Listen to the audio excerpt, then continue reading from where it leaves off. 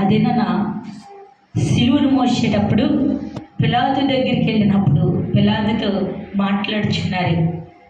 ఈయన అక్రమ చేశాడు, సిలువ వేయాలంటే యేసు ప్రభులు వారు ఏం మాట్లాడలా. పిలాతు ఇంకా అలా చూస్తే జాలిగా పిలాతు హృదయం కదిలించబడింది. దేవుని స్తోత్రం. ఈ వాక్యం వింటున్నా నీవు నేను ప్రతి హృదయము కదిలించబడును కాక. ఈరోజు మాత్రం ఈ వాక్యం విడిచిపెట్టడం కాదు, నువ్వు మాట్లాడేటప్పుడు, నడిచేటప్పుడు, చూసేటప్పుడు, నువ్వు భోజనం చేసేటప్పుడు ప్రతి విషయంలో నా దేవుని కృప, నా దేవుని కృప అని నువ్వు గ్రహించినప్పుడు నా దేవుడు వర్ధిల్లబడుదురుగాక. ఆమేన్. గ్రహింపు అనేది మనలో ఉండదు. నేను ఒకసారి బాధపడుతుంటాను, బాగా కలిగినప్పుడు అందరినీ మర్చిపోతాము, విడిచిపెడతాము. అలా కాదండి, నీవు మొదటి స్థితి ఎలా ఉందో జ్ఞాపకం చేసుకో. దేవుని స్తోత్రం.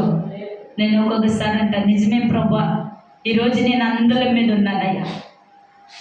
మొన్న మా అల్లుడి గారి కోసం ఎవరో వచ్చేది, అదే దేంట్లోనో కంపెనీలో దాని గురించి వచ్చేది.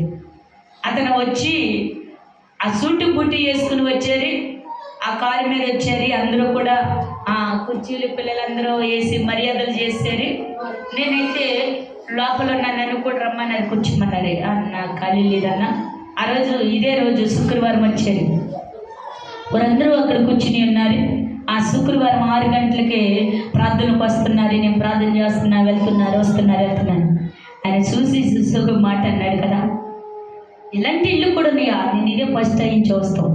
ఇది ఎప్పుడో పూర్వకాలంలో చూసాము, ఇంకా ఈ ఇల్లు ఉన్నాయా? నాకు చాలా సంతోషంగా ఉంది ఈ ఇల్లుని చూసేవారికి.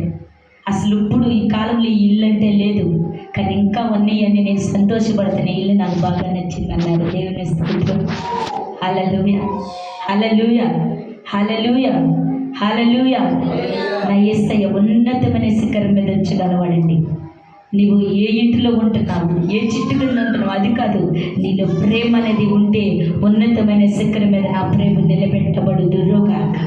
ఆయన గొప్పవాడండి. ఆయన ఒక్కసారి మన కోసం పొందిన ఆ దెబ్బలను జ్ఞాపకం చేసుకోవాలి, ఆ గాయములను జ్ఞాపకం చేసుకోవాలి. అప్పుడు తెలియని రీతిలో నీలో దుఃఖము కలుగును గాక, నీ దుఃఖ దినములు తీరిపోగును గాక, నీ కన్నీరు నాట్యంగా మార్చగలుగును గాక. నా దేవుని ప్రేమ నీలో వర్ధిల్లబడుదురుగాక.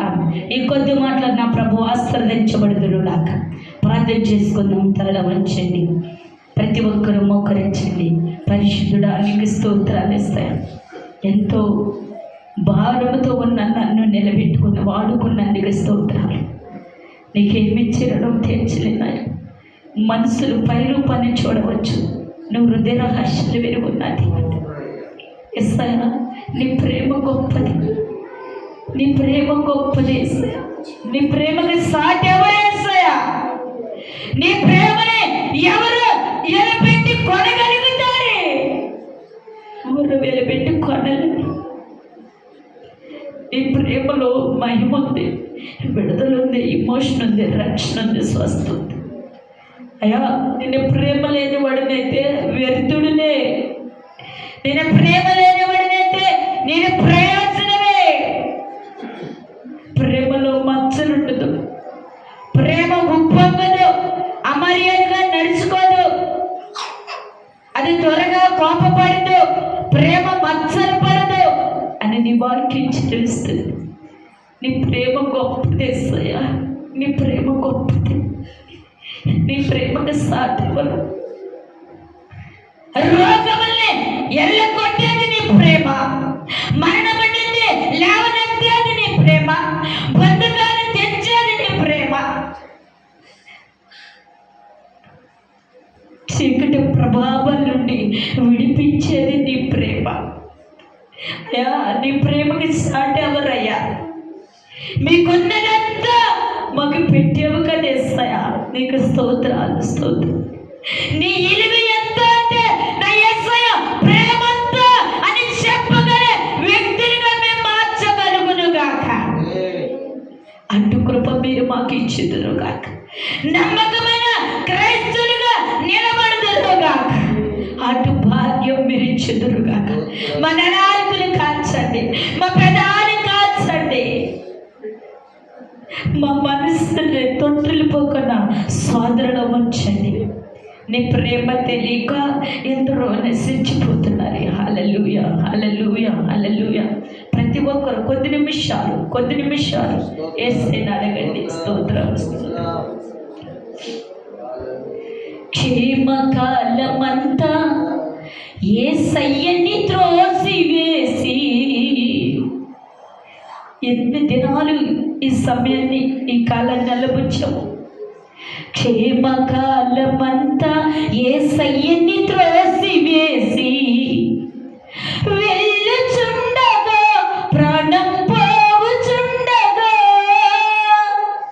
ఇక వెళ్ళుచుండగా, ప్రాణం పోవుచుండగా, దేవుని పిలిచిన కాపాడమని పలికిన, దేవుని పిలిచిన కాపాడమని పలికిన మరణమన్నది కనికరించదు, నరకమున్నది అది జాలి చూపదు.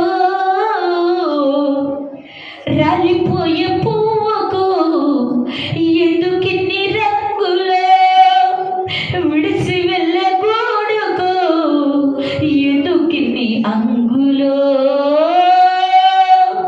అందమెంత ఉన్నా, బంధు బలగమెంత ఉన్నా, అందమెంత ఉన్నా, బంధు బలగమెంత ఉన్నా, రాలిపోయే పువ్వుకు నీకు అందం ఎంతున్నా, నీ బంధు